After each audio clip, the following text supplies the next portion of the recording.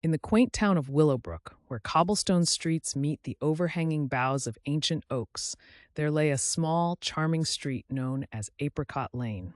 Famous for its vibrant fall colors, the lane attracted painters and lovers alike, seeking the serene beauty of its autumn leaves.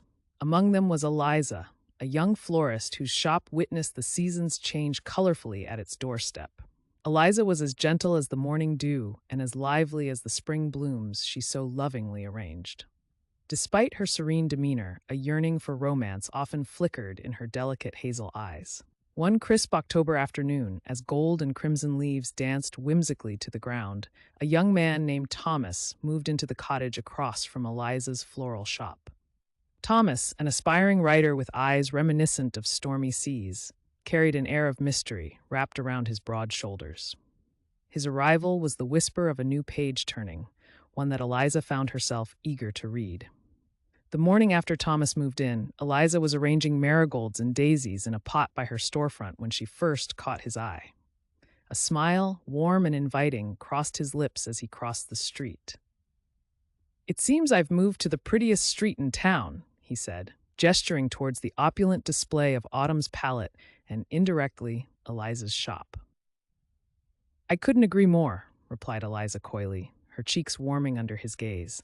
"If there's anything specific you're looking for around here, I'd be glad to help." Their exchange of glances became a morning tradition.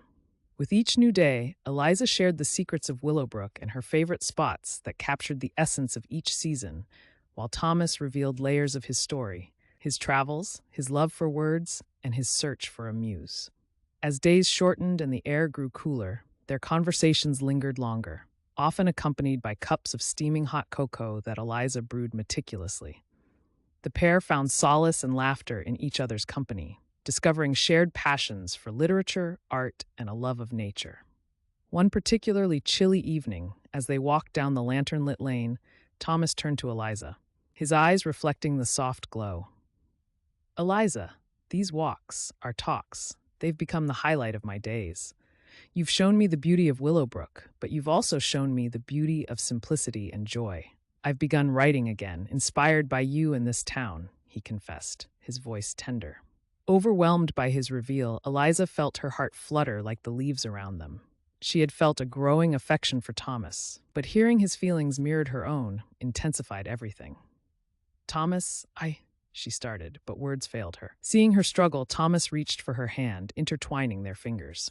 "Say no more, Eliza. I feel it too," he reassured her. Underneath the amber glow of October's moon, on the very lane that celebrated the poetry of autumn, Thomas and Eliza shared their first kiss. It was tender and sweet, a promise embroidered in the chilly fall air.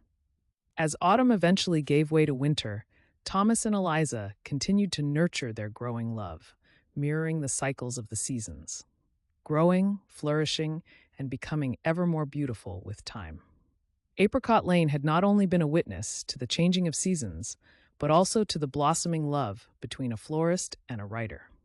Years later, with spring in full bloom and their love as vibrant as ever, Apricot Lane remained their favorite walk, a continual reminder of how a simple act of crossing a street can lead to the most romantic adventures of all.